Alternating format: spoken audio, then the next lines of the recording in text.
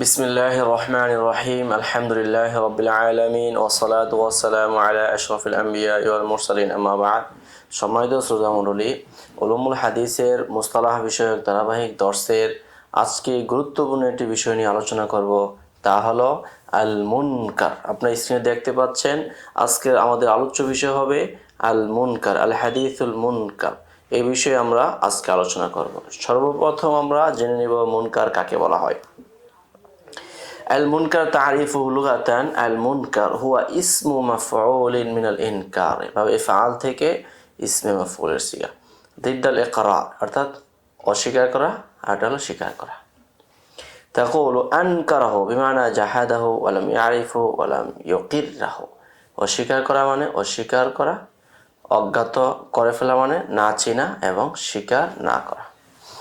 তো এই ছিল মুনকার এর আলোচনা। এরপরে হলো ইসতিলাহান আরাফাল উলামাউ আল মুনকার বিইদ্দাতি তারিফাতিন। উলামায়ে কেরাম মুনকারকে অনেকভাবে পরিচয় দিয়েছেন। বিইদ্দাতি তারিফাতিন, এক নম্বর হলো আন্নাহু ক্বাদ তাওয়াসসা কাসীরুম মিনাল মুতাকাদ্দিমিন ফি ইতলাকিল মুনকার, অর্থাৎ মুনকারের মুতলাক ইতলাকের ক্ষেত্রে অনেক উলামায়ে কেরাম এই ক্ষেত্রে তাওয়াসসু ব্যাপকতার কথা বলেছেন। ফাআতলাকুহু আলা মুজাররাদি তাফাররুদ, তারা শুধু তাফাররুদকেই কি করেছেন, মানে মুতলাক বলে তারা মুনকার বলে তারা বলেছেন। সাওয়াউন কানাল মুতাফারিদু সিকাতান আও গায়রা সিকাতিন, চাই মুতাফারিদ সে সিকা হোক অথবা গায়রে সিকা হোক। সাওয়াউন খালাফা গায়রাহু আও লাম ইখালিফ, হাইথু ক্বাল ইমাম আল বারদিজি রাহিমাহুল্লাহ। তিনি কি বলেছেন, আন ইয়াতাফাররাদা বিহি রাবিয়্যু বিহাইথু লা ইয়ারিফু মাতনাহু মিন গায়রি রিওয়ায়াতি, অন্য কোনো রিওয়ায়াতের মাধ্যমে তার মতনটা মারুফ নয়। লা মিনাল ওয়াজহি আল্লাযী রাওয়াহু মিনহু ওয়া মিন ওয়াজহিন আখার। ফাউতলিকা কাউলুহু ফিমা কানা সিকা আও গায়রু সিকা, এই যে কথাটা সিকা হওয়া এবং গায়রে সিকা হওয়া, ওয়া ফিমা খালাফা আও লাম ইখালিফ। ফান্নাকারাতু ইনদাহু মুতলাকু তাফাররুদ, অতএব নাকারাত মানে হলো এটা মুতলাক তাফাররুদ। ইলাইহি যাহাবাল ইমাম আহমদ রাহিমাহুল্লাহ। ক্বাল হাফিজ ইবনে হাজার রাহিমাহুল্লাহ, ইন্না আহমদ ওয়া গায়রাহু ইউতলিকুনা আল মানাকির আল আফরাদিল মুতলাকা, অর্থাৎ মুতলাক ফরদ হলেই সেটা হলো মুনকার। ওয়া ইলাইকা মিম্মা হাকামাল ইমাম আহমদ বিল মুনকার ওয়া হুয়া মিম্মান ফারাদা বিহি সিকা। ইমাম আহমদ বিন হাম্বল রাহিমাহুল্লাহ তিনি বলেছেন মান ফারাদা বিহি সিকা, যেমন এই আলোকে কিছু হাদিস এখানে দেওয়া হয়েছে, দুইটা হাদিস। এক নম্বর মা আখরাজাল বুখারী ফি সাহিহি قال حدثنا مطرف بن عبد الله قال حدثنا عبد الرحمن بن أبي الموالي عن محمد بن المنكدر عن جابر بن عبد الله رضي الله تعالى عنه قال كان النبي صلى الله عليه وسلم يعلمنا الاستخارة إلى آخر الحديث.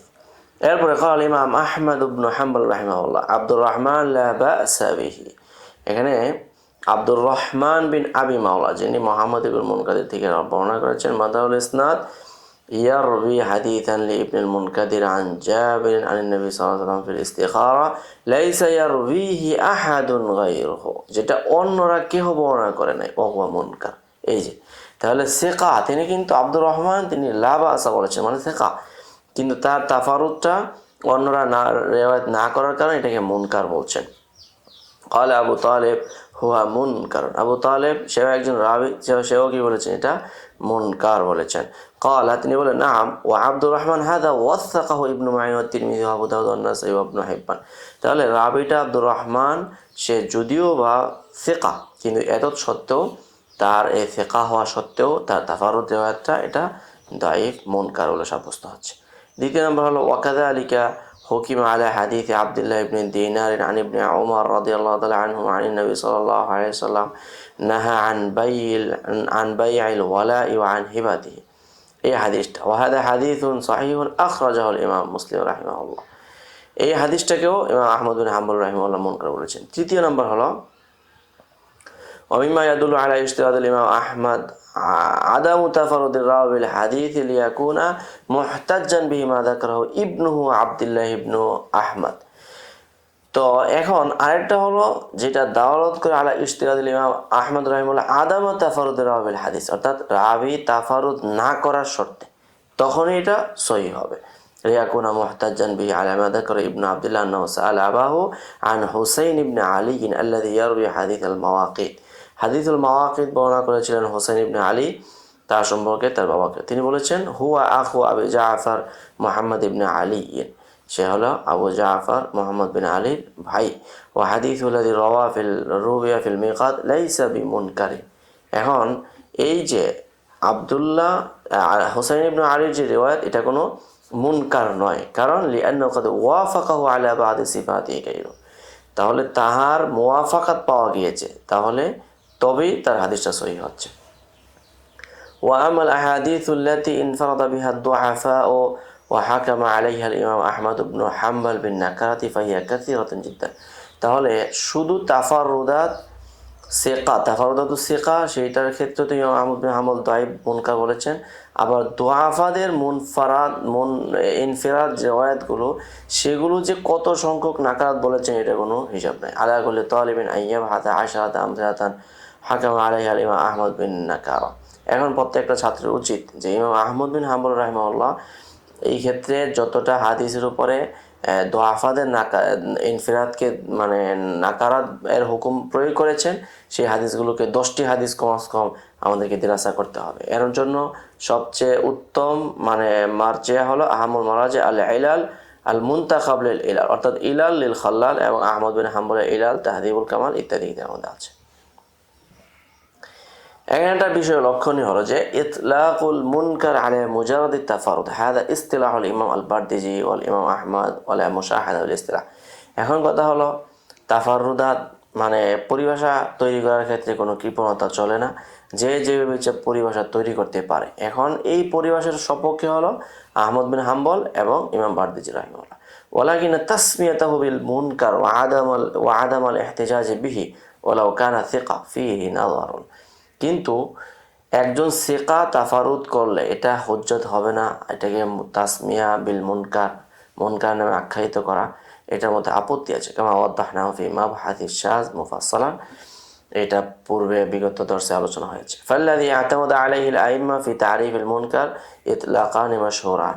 এখন আইম্মায়ে কেরামের মতামত যে কি আছে, পরিভাষা আছে, তারিফাত আছে, সেগুলোর মধ্যে দুইটা প্রসিদ্ধ পরিভাষা আছে। এক নম্বর আল আউয়াল হুয়াল হাদিসুল্লাযী বি ইসনাদি রাবিন ফাহুশা গালাতু আও কাসরাতু গাফলাতিহি আও যাহারা ফিসকুহু। এখন কাসরাত গাফলাতু, এখন ওই হাদিস যে হাদিসের সনদের মধ্যে যে একজন রাবি আছে যার ফুহশে গলাত, কাসরাতুল গাফলা এবং কি যুহুরুল ফিসক, এই তিনটা জিনিস মানে প্রকাশ পাওয়া। من هذا التعريف يتضح لنا أن منشأ هذا النوع المنكر هو الطعن في الراوي بفحش الغلط أو كثرة الغفلة أو الفسق। এই তিনটার কারণেই কেবল তাআন ফির রাবি হয়, আর তখনই কেবল একটা হাদিস এটা তখন মুনকার হিসেবে বিবেচিত হয়। এরপরে দ্বিতীয় নাম্বার যে বিষয়টা মুনকারের মধ্যে, তাহলে হুয়া মা রাওয়াহু দাঈফ মুখালিফান লিমা রাওয়াহু সিকা। দাঈফ যখন সিকা রাবির মুখালাফাত করে কোনো হাদিস বর্ণনা করবে, সেটা কি হচ্ছে মানে মুনকার হচ্ছে। হাদা তারিফ ওয়াল্লাযী যাকারাহু হাফিজ ইবনে হাজার রাহিমাহুল্লাহ ওয়া আতামাদাহু ওয়া আলা হাদা কাসীরুম মিনাল মুহাদ্দিসিন। এটা হলো মুতামাদ মাযহাব, অভিমত, কিন্তু এটার উপর অনেক মুহাদ্দিসিন কেরামের অভিমত। বাল হুয়াল্লাযী ইস্তাকারা আলাইহিল ইসলাহ ইনদাল মুতাআখিরিন, বরং এটার উপরেই পরবর্তীদের এখানে পরিভাষা তৈরি হয়েছে। আল মুনকারুল্লাযী রাওয়া গায়রু সিকা মুখালিফান ফি নুখবা কদ হাক্কাকাহু। এখন মুনকার হলো ওই রিওয়ায়াত যেটা, ওই হাদিস যেটা গায়রে সিকা বর্ণনা করেছে, মানে সিকার মুখালাফাত করে, যেটা তিনি নুখবার মাঝে তিনি খুব সুদৃঢ়ভাবে এটাকে বর্ণনা করেছেন। ওয়া ইউকাবিলু আল মা'রুফ ওয়া হুয়া মা রাওয়াহু সিকাতু মুখালিফান লিমা রাওয়াহু দাঈফ। এখন মুনকারের মোকাবেলা কি আসে, মা'রুফ আছে, যে মা'রুফ বলা হয় যেটা সিকা দাঈফের মুখালাফাত করে বর্ণনা করে। তাহলে মুনকারের মুখালাফাত যেটা মা'রুফ, আর শাযের মুখালাফাত সেটা হলো মাহফুজ। এই হলো শায আর হলো মুনকারের আলোচনা। এখন কথা হলো যে তাহলে শায এবং মুনকারের মধ্যে পার্থক্যটা কি? আন্না শাযা মা রাওয়াহুল মাকবুলু মুখালিফান লিমান হুয়া আউলা মিনহু, অর্থাৎ শায বলা হয় যা মাকবুল রাবি তার যে আউলার মুখালাফাত করে বর্ণনা করছে। ওয়া আম্মাল মুনকার ফাহুয়া মা রাওয়াহু দাঈফু লিমা মুখালিফান লিসিকা। আর মুনকার বলা হবে যেটা দাঈফ সিকার মুখালাফাত করে বর্ণনা করবে। ফাউলিমা মিন হাযা আন্নাহুমা ইশতারিকানি ফি ইশতিরাদিল মুখালাফা ওয়া ইফতারিকানি ফি আন্না শাযা রিওয়ায়াতু মাকবুলিন ওয়াল মুনকারু রিওয়ায়াতু দাঈফিন।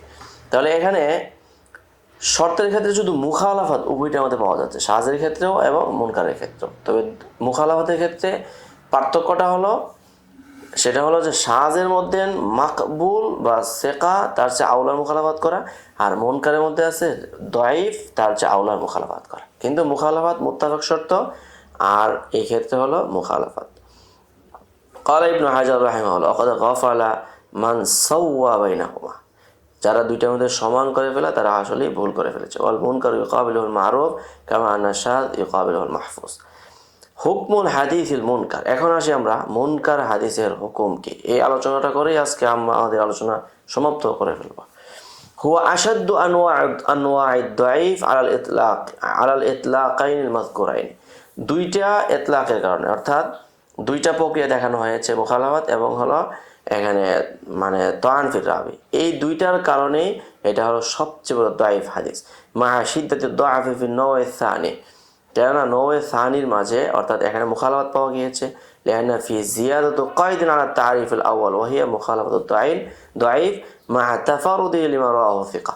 তাহলে আমরা যে এখানে দেখি দাঈফ মানে তার চেয়ে আউলার সিকাতের মুখালাফাত করেছেন, সেই হিসাবে এই হাদিস এটার হুকুম হলো, অর্থাৎ মুনকারের হুকুম হলো এই হাদিসটা হলো দাঈফ হাদিসের অন্তর্ভুক্ত। তো এই ছিল আমাদের মানে আজকের মুনকার বিষয়ক একটি গুরুত্বপূর্ণ একটা আলোচনা। পরবর্তী আলোচনার জন্য সকলকে আমন্ত্রণ করা গেল। আজ এই পর্যন্ত। সকলে ভালো থাকবেন, সুস্থ থাকবেন। আসসালামু আলাইকুম ওয়া রাহমাতুল্লাহ। يؤتي الحكمة من يشاء ومن يؤت الحكمة فقد أوتي خيرا كثيرا وما يذكر إلا أولو الألباب.